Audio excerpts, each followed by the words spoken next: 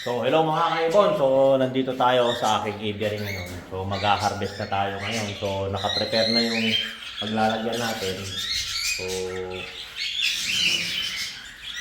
mag-harvest na tayo. Set ko lang tong camera para makita yung kung paano mag-harvest. So, ayan mga kaibon. So, i-harvest na natin yung mga alaga natin. So, para makita nyo. So, ayan mga kaibon. Siguro na.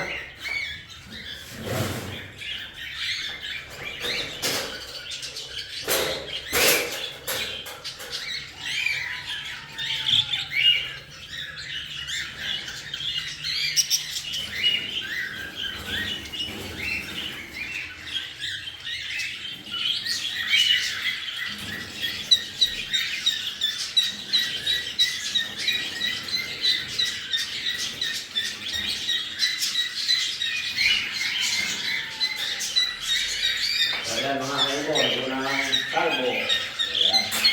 So may papakita pala ako sa inyo mga kaibon, mga ganitong sitwasyon.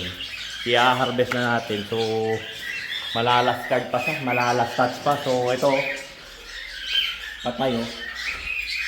Ayan, na-harvest na natin yan. Kaso lang patay. So kasama yan sa pantalaga. Oh. Kasama yan sa pag-iibon. Hindi natin may iwasan yan. So, ganyan talaga mga kaibon. So, tabi muna natin para ma-harvest natin lahat. Sama ko na to para hawakan ko na lang. So, para makita nyo paano ako manghuli. So, ayan ang mga kaibon.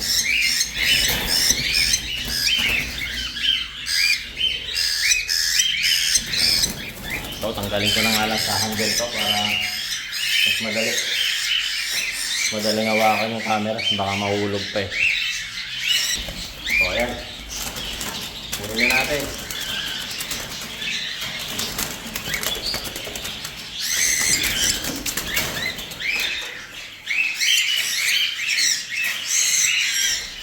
So, mga kaibon, hindi man sabay-sabay yung pag halimbawa ito, pwede na. Tapos yung kapatid niya hindi pa. So, okay lang yan. Iwanan na lang natin muna. Huwag natin biglayin kasi pag nabigla, malulungkot ka, may stress. Ayun na. Nagkakasakit na siya kung gano'n. So, minsan kasi kailangan natin palakasin muna sa flight eh.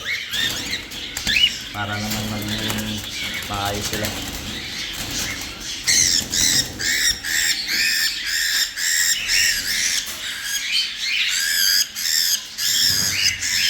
Ayan. Lumalaban pa mga kaibon, no? Pag nakagat ka nito, butas ang balat mo yan. So, ayan.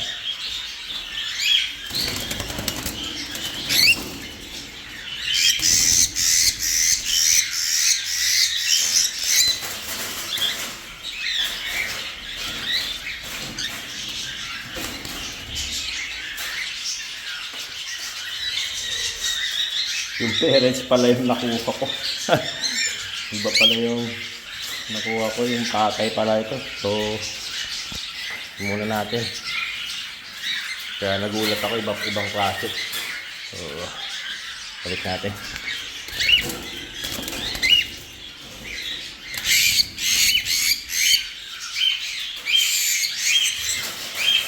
So, ayan.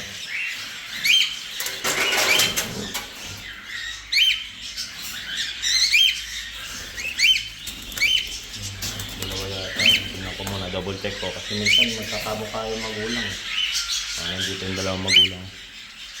So, pwede nang kuhaan ito.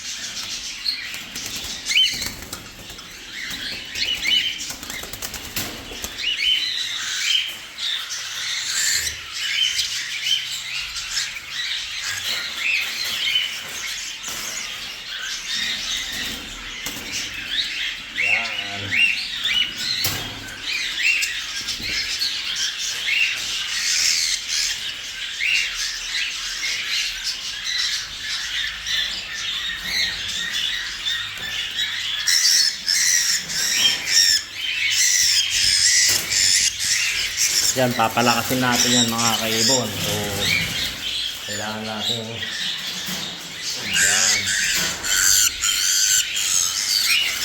Ayan.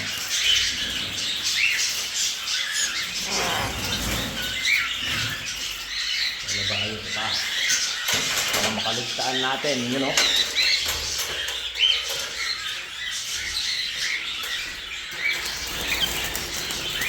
Ito mga kaibon, isa rin to sa mga ano to, kapag stress yung magulang, alam nyo na yung ginagawa niya, pinepeter pluck na yung mga anak nila. Kagaya ng pinakita kong vlog nung nakarang araw, kinakalbo yung mga anak kasi stress na sila, stress na yung magulang. Kaya minsan inaalis ko talaga yung mga yung parents para lumakas. So ito malalakas na itong mga to, so kailangan lang natin separate na para hindi kalbuhin.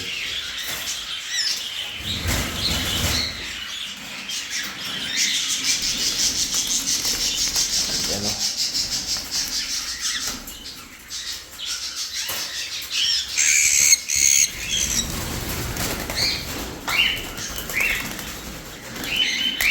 Ganda nila.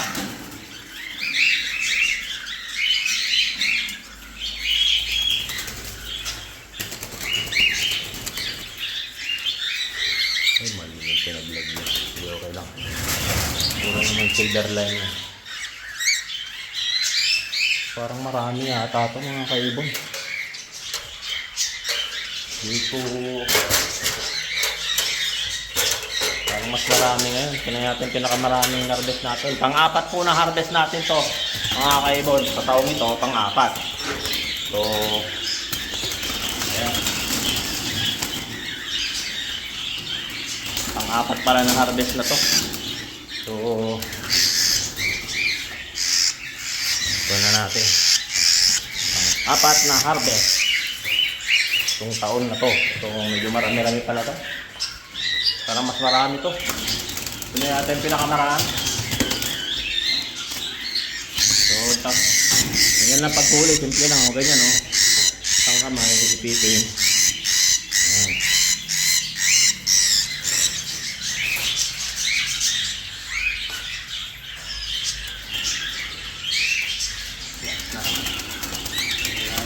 Last.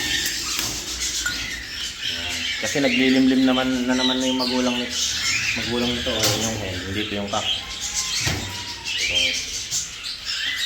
na lang, dimalik. Ayan. So, mga silver line po to.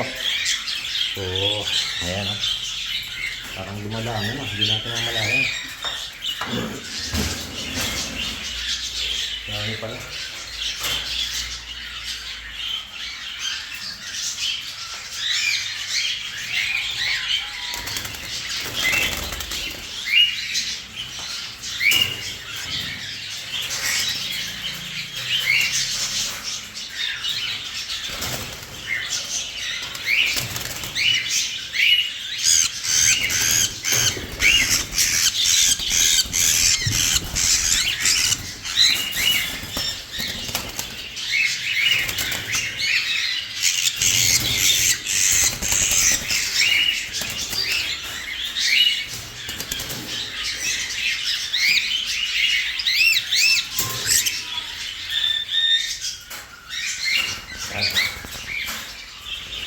Ito isa.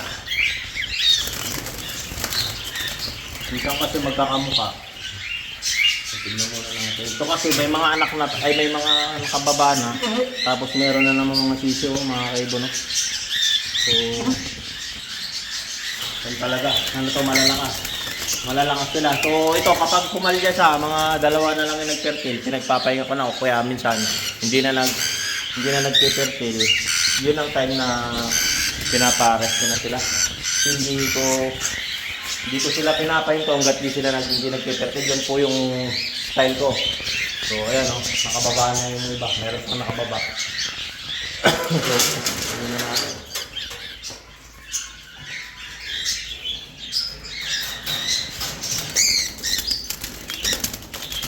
Mga silver po to. silver, saka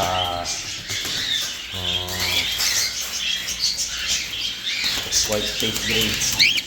So dalawa lang to, pero may anak na naman to mga kaibon eh, naglilimlim na naman. So ganun sila.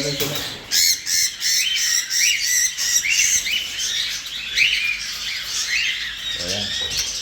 Ito isa lang yung anak niya kasi basal. So isa lang ang naging anak nila. Basal perto. Pero parehas silang breeder. Pinagpares ko sila. So ito yung una nilang clutch. Pero parehas na breeder yan. So ginawa ko yung program kay Ring para naman makakol sila. Kapag project tayo na magandang anak. So ayun, naganak sila ng double factor na palo.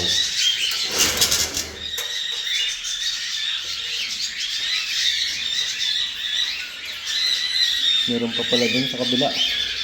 Ayun pa, saka yun na. Dami. Dami pala na. Parang madami yun. So, tahan yung mahaba yung vlog natin.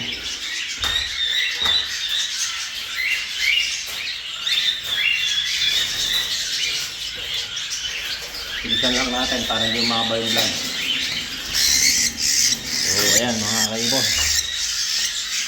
Pabilis ng pabilis. Dumadami.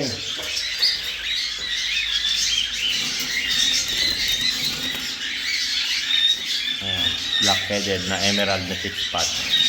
Orange chick spot. Ayan o, dami pala.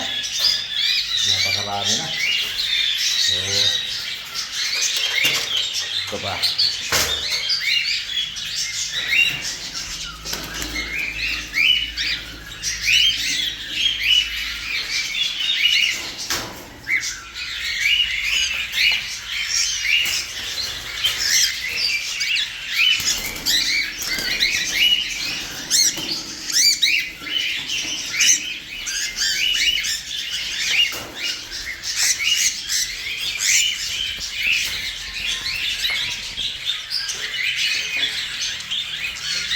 Dito, pa lang yung burger.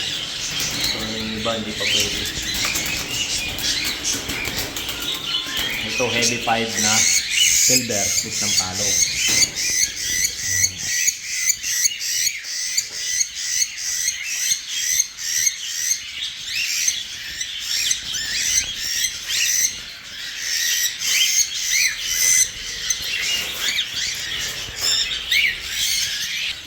So ayan, double check natin kung may nakakakon pa.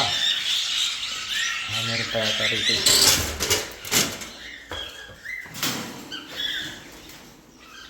Ayun, meron pa isa.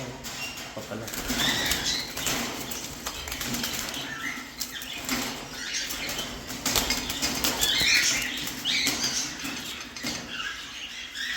Yan, kuha natin lahat.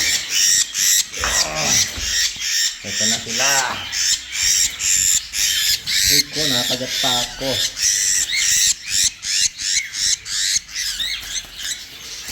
So, ayan mga kaibon. So, isa-isayin natin yan ngayon. I-ayos ko lang para makita nyo lahat. So, ito na mga kaibon yung unahin natin na mga i-ID natin yung mga naka natin na harvest natin. Itong pang-apat na harvest itong 2026. So, unahin na natin mga kaibon. Pakita ko sa inyo. So, ito mga kaibon, mga palo po lahat yan. Isang pastel na palo na saddleback. Isang saddleback na pearl na palo. So, ayan, saddleback. Saka isang white face pied na heavy pied lime na palo. Saka isang heavy pied na palo. Di ko alam to. Kasi ganyan yung cost niyan mga kaibon. Kapag na-stress yung magulang, ganyan po yung nila binubunot. So isa, di ko alam kung clear pied po itong isa na to o heavy pied. Pero itong isa heavy pied kasi may lamat, no? So binubunot nila, puro heavy pied dyan. So ito naman, sunod is mga heavy pied. Itong isa na to, heavy pied na single factor, split ng palo. Tapos heavy pied din na pearl, split ng palo, white face. Then heavy pied palo na pearl, saddleback, split ng palo. Saka yung isa, split ng palo din, heavy pied. o saddleback yan. Tingnan natin. So, saddleback siya. Na-split ng palo. So, ito naman, mga emerald na, ano ba to? Emerald na pastel. Pastel, tapos emerald na pearl, supposed yellow, pearl, saka isang blackhead na emerald. Saka dalawang white face na emerald. So, ayan mga kaibon. So, ito naman. Next. So, dito tayo. Isang single factor. Yan mga kaibon. White face na single factor. Split ng palo. So, double factor na palo. Pastel. Tapos, single factor na palo. Pastel. Single factor na palo. Na pastel. Saka yung isa natin. White face. Palo ba to? O yan, palo din to mga kaibon. Ayan o, palo. Palo din. So, palo na single factor. So, yan. Ito naman. Tingnan natin.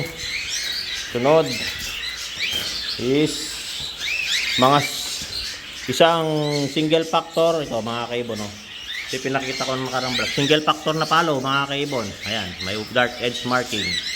Palo sa kaiwasang white face gray, split ng palo, silver lime, tapos white face pearl na palo, silver lime. So isang single factor na pied, white face. Ayan, mali. Yan ito. So white face, single factor mga kaibon. Yan, may dugo na oh. Saka isang single factor din yata to. Ay, double factor po. Double factor na palo. So, ito naman, isang pastel na palo, silver lime. Saka isang pastel, single factor, palo. Saka isang single factor na white face, palo. Saka isang white face gray, split ng palo, silver lime. So, ayan mga kaibon, yung mga na-harvest natin. So, bilangin natin kung ilan lahat to. So, 5, 10, 15, 20, 25, 25 plus 4, 1, 2, 3, 4, 29 plus 4, 29 plus 4, 33. So, ito na yata yung pinakamarami. So, ayan mga kaibon, 33 po yan. Ilalagay natin dun sa light cage. Ayan, ilalagay na natin sa flight cage. So, antayin nyo. Para i-set natin doon sa paglalagay ng sa flight cage. So, ayan mga kaibon. So, ito, 33 yung na-harvest natin. Pang-apat na harvest ito, 2026. So, ayan mga kaibon. Lalagay lang natin dito para lumakas sila. Lalagay natin ito ng mga isang buwan hanggang lumakas. So, palakasin natin sila dyan sa flight. Kagaya yung ginawa natin yung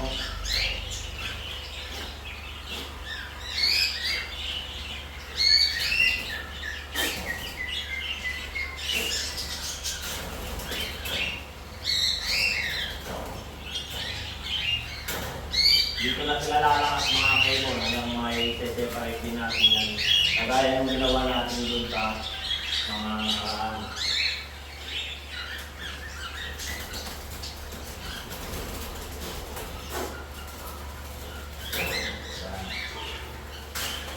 Ganun lang kasimple.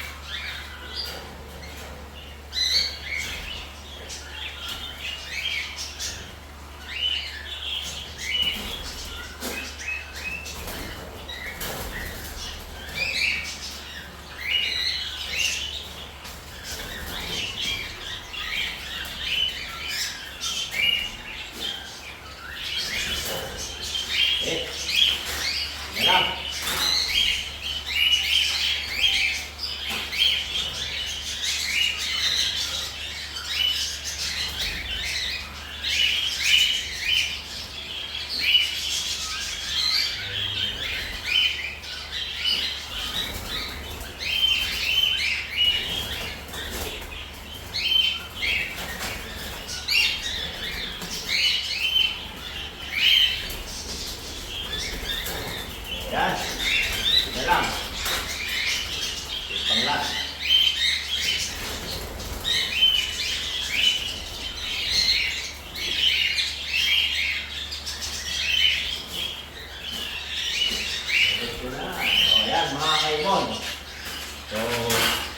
Papakita ko sa inyo kung saan sila.